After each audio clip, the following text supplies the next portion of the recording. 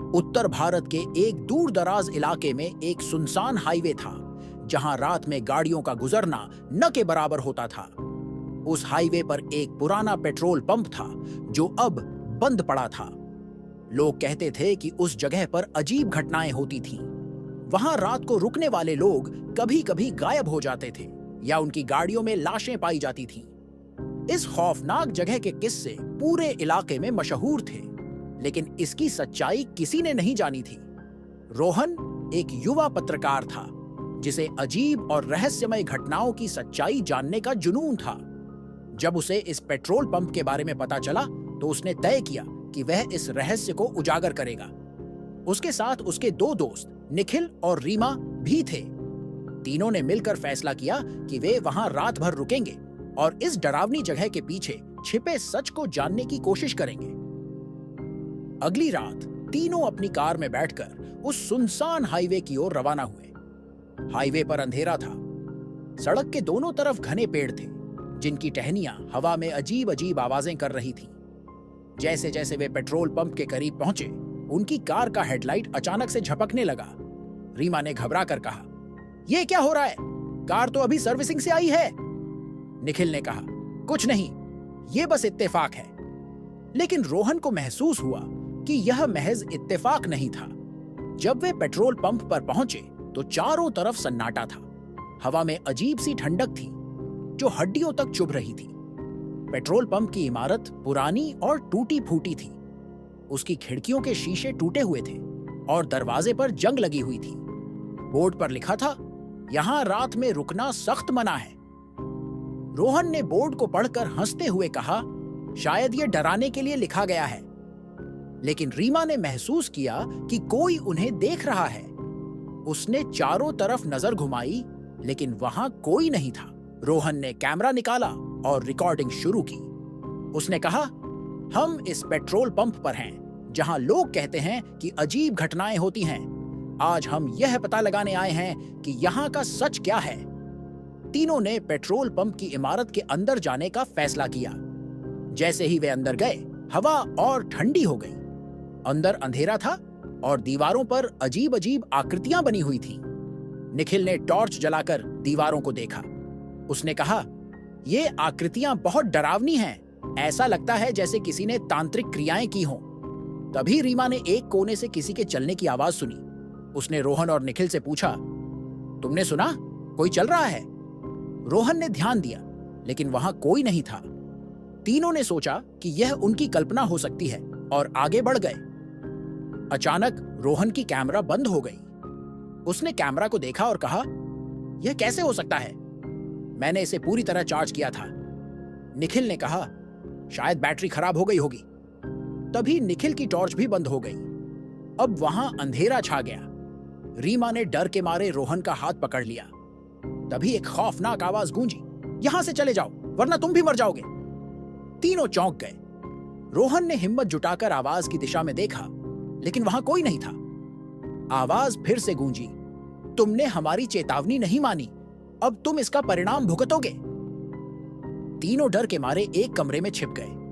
कमरा ठंडा और भयानक था। वहां एक पुरानी डायरी रखी हुई थी। निखिल ने डायरी उठाई और उसे पढ़ना शुरू किया। डायरी में लिखा था कि यह पेट्रोल पंप पहले एक व्यापारी का था, जो यहां अपने परिवार के साथ रहता था। लेकिन एक रात कुछ डाकुओं ने यहां हमला किया और व्यापारी और उसके परिवार को मार डाला। उस रात से यह जगह शापित हो गई।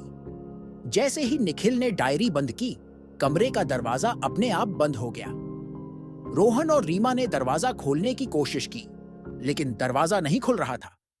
निखिल ने देखा कि कमरे में एक सफेद साड़ी पहने महिला खड़ी थी।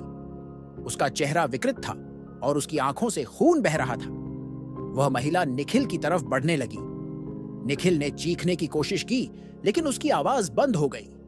अचानक रोहन ने दरवाजा तोड़ दिया और निखिल को बाहर खींच लिया। निखिल कांप रहा था। उसने कहा, हमें यहां से चलना होगा, यह जगह शापित है। लेकिन जब वे बाहर आए तो उनकी गाड़ी गायब थी। अब तीनों समझ गए कि वे इस जगह में फंस गए हैं। रात और गहरी होती गई। चारों तरफ से अजीब अजीब आवाजें आने लगीं। दीवारों पर खून के निशान उभरने लगे। किसी ने उनकी गाड़ी की चाबी फेंक दी, लेकिन जब उन्होंने चाबी उठाई तो उनके हाथ पर खून लग गया। अचानक पेट्रोल पंप की इमारत से रोशनी निकलने लगी। रोहन ने कहा, हमें वहां जाना होगा, शायद हमें यहां से बाहर निकलने का रास्ता मिल जाए। इमारत के अंदर जाते ही उन्होंने देखा कि वहां कई लाशें पड़ी हुई थीं। हर लाश की आंखें खुली हुई थीं और वे जैसे तीनों को घूर रही थीं। रीमा चीख पड़ी, हमें यहां से निकलना होगा। तभी पीछे से वही महिला दिखाई दी। उसने चीखते हुए कहा, तुम्हें यहां से जिंदा नहीं जाने दूंगी। क्या रोहन, निखिल और रीमा इस शापित जगह से बच पाएंगे या वे भी इस पेट्रोल पंप की आत्माओं का शिकार बन जाएंगे? महिला की चीख से पूरा पेट्रोल पंप गूंज उठा। उसकी आवाज इतनी खौफनाक थी कि रीमा ने अपनी कानों पर हाथ रख लिए।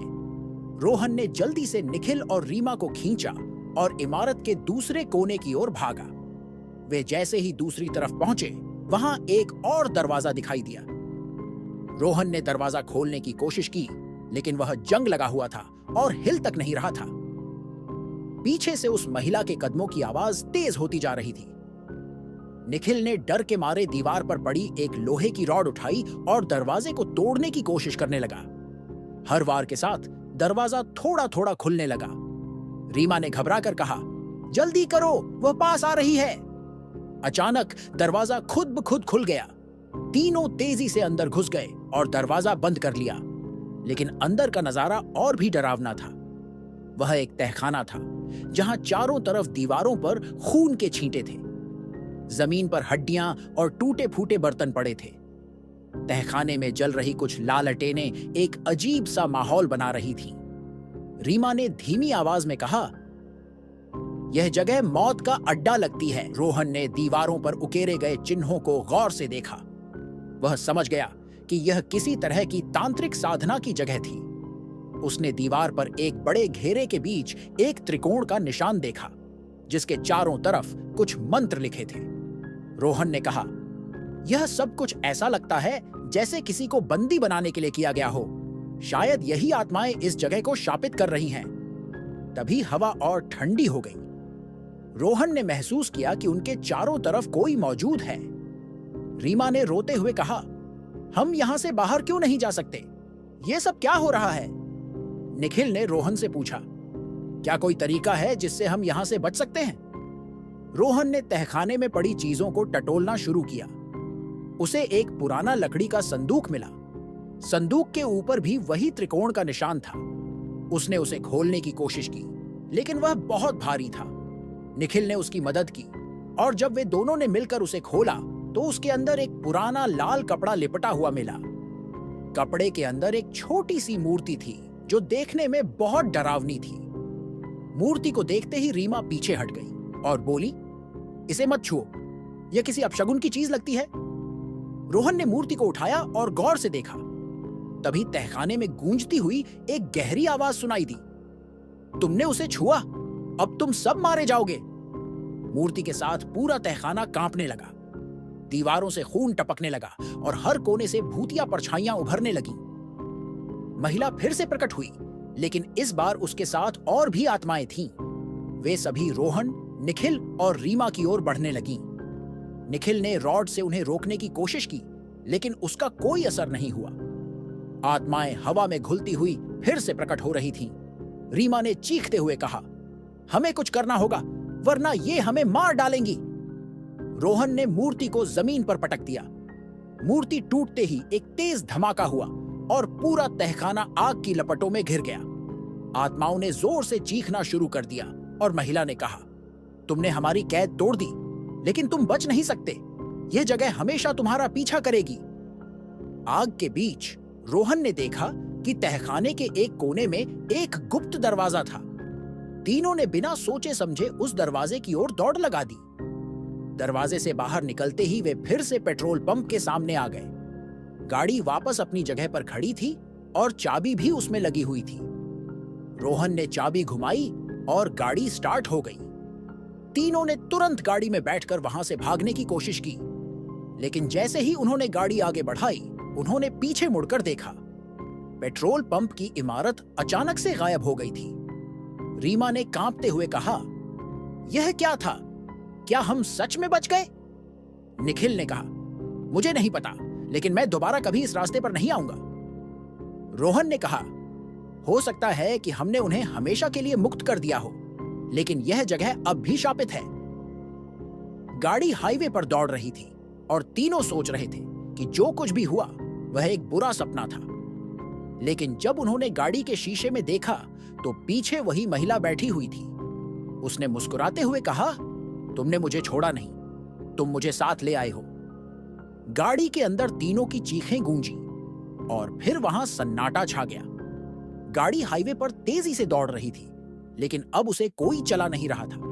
स्टीयरिंग अपने आप घूम रहा था और तीनों अंदर जड़वत बैठे हुए थे। उनकी आंखों में भय था, लेकिन वे कुछ भी करने में असमर्थ थे। रोहन ने पूरी ताकत से स्टीयरिंग को पकड़ने की कोशिश की, लेकिन उसका हाथ स्टीयरिंग तक पहुंचते ही जलने लगा, मानो किसी ने उसे अंगारे पर रख दिया हो। उसने दर्द से चीखते हुए अपना हाथ पीछे खींच लिया। पीछे बैठी वह महिला अब और भी डरावनी दिख रही थी। उसकी मुस्कान चौड़ी हो चुकी थी और उसकी आंखें पूरी तरह से काली हो गई थीं। उसने धीमी, भयानक आवाज में कहा, तुम मुझे यहां से ले जाने की कोशिश कर रहे हो? अब तुम मेरे साथ हमेशा के लिए बंध चुके हो। रीमा ने हिम्मत करके उससे पूछा, तुम हमें क्यों नहीं छोड़ देती?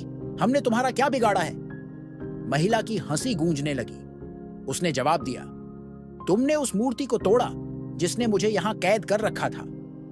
अब मैं आजाद हूं, लेकिन तुम्हारी आत्माओं का बलिदान मेरा रास्ता साफ करेगा। गाड़ी अचानक से रुक गई। वे अब एक अंधेरी, सुनसान जगह पर थे। चारों तरफ धुंध फैली हुई थी और दूर दूर तक कोई रास्ता नजर नहीं आ रहा था। तीनों गाड़ी से उतरने की हिम्मत नहीं कर पा रहे थे, लेकिन तभी महिला गायब हो गई और गाड़ी का दरवाजा अपने आप खुल गया। बाहर से एक गहरी आवाज आई, बाहर आओ। रोहन ने डरते हुए गाड़ी से बाहर झांका। चारों तरफ कुछ भी नहीं था, लेकिन आवाज फिर से आई, आओ और देखो तुमने क्या किया है। निखिल ने हिम्मत जुटाई और गाड़ी से बाहर आ गया। जैसे ही उसने कदम रखा, जमीन अचानक से लाल हो गई, मानो खून से लथपथ हो। उसने पीछे मुड़कर रोहन और रीमा को देखा और चिल्लाया, बाहर मत आओ। लेकिन तभी एक अदृश्य शक्ति ने रोहन और रीमा को गाड़ी से खींच लिया। तीनों अब एक अजीब जगह पर खड़े थे। यह एक घना जंगल था, जहां हर तरफ पेड़ों पर इंसानी आकृतियों के साए लटके हुए थे। हवा में सड़ी हुई गंध थी और दूर से किसी के रोने और हंसने की आवाजें आ रही थीं। रीमा ने रोते हुए कहा, हमें यहां से बाहर निकलना होगा।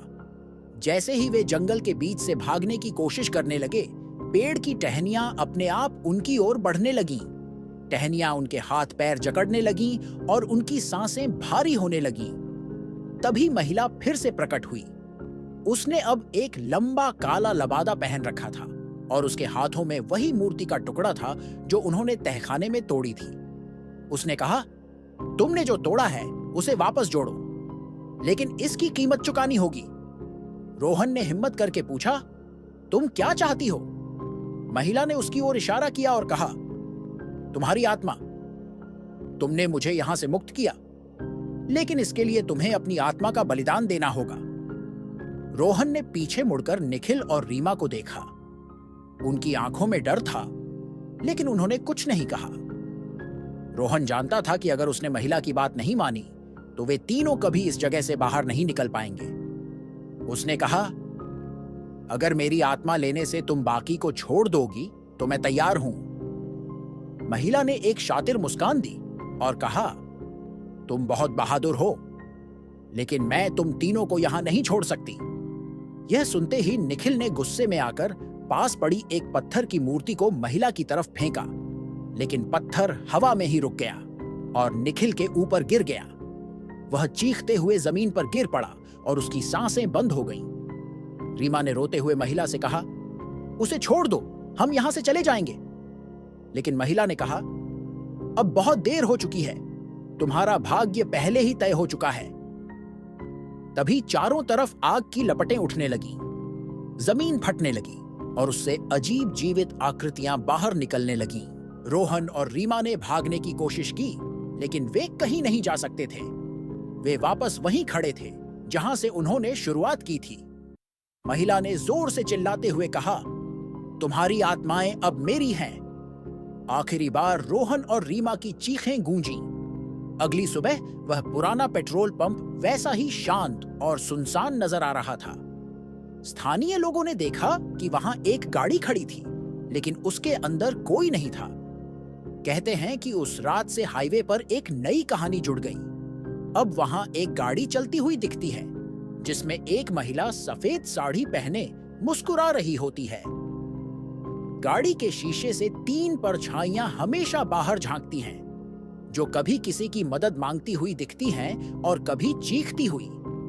लेकिन जो कोई भी उनकी मदद करने की कोशिश करता है, वह फिर कभी नहीं लौटता।